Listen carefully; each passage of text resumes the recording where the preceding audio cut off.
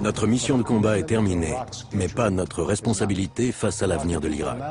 Les Irakiens sont désormais responsables de la sécurité de leur pays.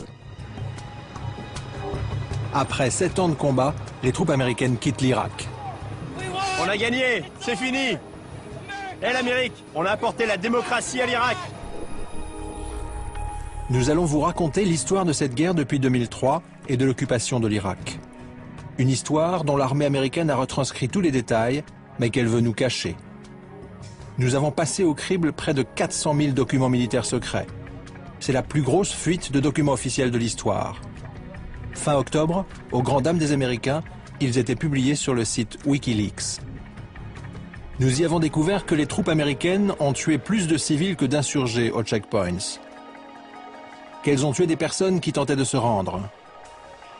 Que malgré le scandale d'Abu Ghraib, des soldats américains ont continué de maltraiter des prisonniers.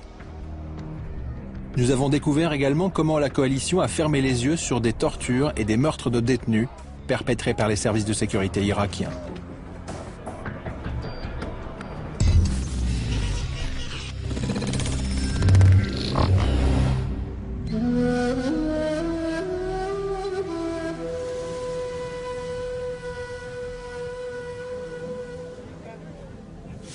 Voici le cimetière de Najaf, dans le sud de l'Irak.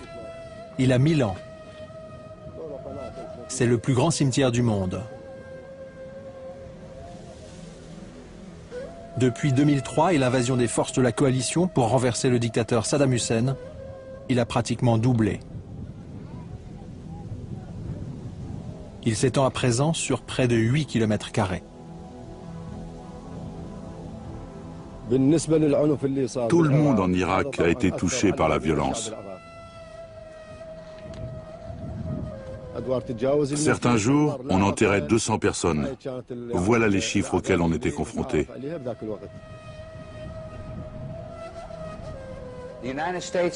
Les États-Unis et leurs alliés respectent le peuple irakien. Nous prenons des mesures sans précédent pour épargner les vies des citoyens innocents.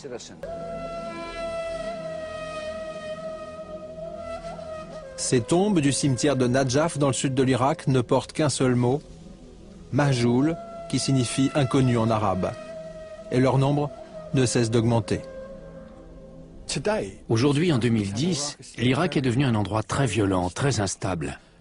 En moyenne, environ 500 civils innocents sont assassinés chaque mois. Une violence extrajudiciaire pratiquée par l'État. La torture est banale. L'élite politique est considérée comme profondément corrompue. C'est un endroit où vivre est devenu épouvantable. Les historiens militaires mettront certainement des années à analyser toutes les informations contenues dans les 400 000 rapports militaires secrets révélés fin 2010 par le site Wikileaks. D'autres ont déjà rendu leur verdict. Les États-Unis ont payé un prix énorme pour remettre le futur de l'Irak entre les mains de son peuple. Nous avons persévéré parce que nous partageons une même croyance avec le peuple irakien. Nous croyons que des cendres de la guerre peut naître un nouvel élan dans ce berceau de la civilisation.